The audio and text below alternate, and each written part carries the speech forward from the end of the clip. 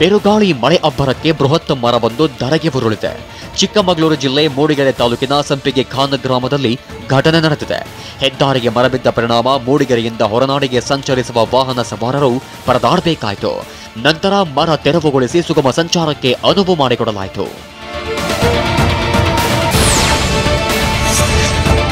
ದಕ್ಷಿಣ ಕನ್ನಡ ಜಿಲ್ಲೆಯಲ್ಲಿ ಮಳೆ ಆರ್ಭಟ ಕಡಿಮೆಯಾದರೂ ಅವಾಂತರಗಳು ಮಾತ್ರ ನಿಂತಿಲ್ಲ. ಮಂಗಳೂರು ತಾಲೂಕಿನ ಕಾವೂರು ಸೂಜಿಕಲ್ ಗುಡ್ಡೆ ಎಂಬಲ್ಲಿ ಮಣ್ಣು ಕುಸಿತದಿಂದಾಗಿ 6 ಮನೆಗಳಿಗೆ ಅಪಾಯ ಎದುರಾಗಿದೆ. ಮುಂಜಾಗ್ರತಾ ಕ್ರಮವಾಗಿ 6 ಮನೆಗಳ ಕುಟುಂಬಸ್ಥರನ್ನ ಸ್ಥಳಾಂತರಿಸಲಾಗಿದೆ. ಘಟನಾ ಸ್ಥಳಕ್ಕೆ ನಿನ್ನೆ ಜಿಲ್ಲಾಧಿಕಾರಿ ಮುಲೈ ಮುಗಿಲನ್ ಭೇಟಿ ನೀಡಿ ಪರಿಶೀಲಿಸಿದರು. ಖಾಸಗಿ ಕಟ್ಟಡ ನಿರ್ಮಾಣ ಕಾಮಗಾರಿ ಸ್ಥಗಿತಕ್ಕೆ ಸೂಚಿಸಿದ್ದಾರೆ. ಸಾವಿನ ಜೊತೆಗೆ ಬೆಂಗಳೂರಿನಲ್ಲೂ ಡೆಂಗಿ ಕೇಸ್ಗಳ ಸಂಖ್ಯೆ ಹೆಚ್ಚಳಾಗ್ತಿದೆ. ಪಾಲಿಕೆ ವ್ಯಾಪ್ತಿಯಲ್ಲೇ 2457 ಡೆಂಗಿ ಪ್ರಕರಣ ದಾಖಲಾಗಿದ್ದು, ಸಿಎಂ ಕೂಡ ಮುಂಜಾಗ್ರತೆಯಿಂದ ಇರುವಂತೆ ಸೂಚಿಸಿದ್ದಾರೆ. ಅಲ್ಲದೆ ಪಾಲಿಕೆ ಅಧಿಕಾರಿಗಳಿಗೂ ಅಗತ್ಯ ಕ್ರಮ ಕೈಗೊಳ್ಳುವಂತೆ ಸೂಚಿಸಿದ್ದಾರೆ. ನಮ್ಮ ಜೊತೆ ಕೈ ಜೋಡಿಸಬೇಕು, ಆಗ ಮಾತ್ರ ಈ ಇಡೀ ಸೊಳ್ಳೆಗಳನ್ನು ನಾಶಪಡಿಸಲಿಕ್ಕೆ ಸಾಧ್ಯ ಆಗ್ತದೆ.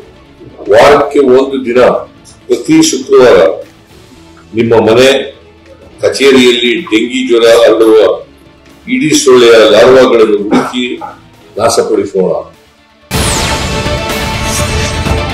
ಡೆಂಗಿ ನಿಯಂತ್ರಣ ಬಿಬಿಎಂಪಿಗೆ ಸವಾಲಾಗಿ ಪರಿಣಮಿಸಿದೆ. ಬಿಬಿಎಂಪಿ ವ್ಯಾಪ್ತಿಯಲ್ಲಿ 14 ಲಕ್ಷ ಮನೆಗಳ ಸರ್ವೆಗೆ ಟಾಸ್ಕ್ ನೀಡಲಾಗಿದೆ.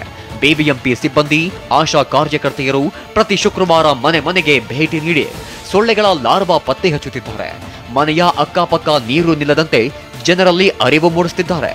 ಪಾಲಿಕೆ ಟೀಮ್ನ ಜೊತೆ ನರ್ಸಿಂಗ್ ಸ್ಟೂಡೆಂಟ್ಸ್, ಸ್ವಯಂ ಸೇವಕರು ಕೈ ಜೋಡಿಸಿದ್ದಾರೆ.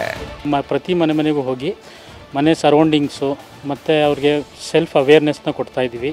ಮತ್ತು ಡೆಂಗ್ಯೂ ಮತ್ತು ಚಿಕನ್ ಗುನಿಯಾ, ಮಲೇರಿಯಾ ಬಗ್ಗೆ ಅವೇರ್ನೆಸ್ ಕೊಡ್ತಾ NVBDCP ಪ್ರೋಗ್ರಾಮ್ ಬಗ್ಗೆ ಅವೇರ್ನೆಸ್ ಕೊಡ್ತಾ ಇದ್ದೀವಿ.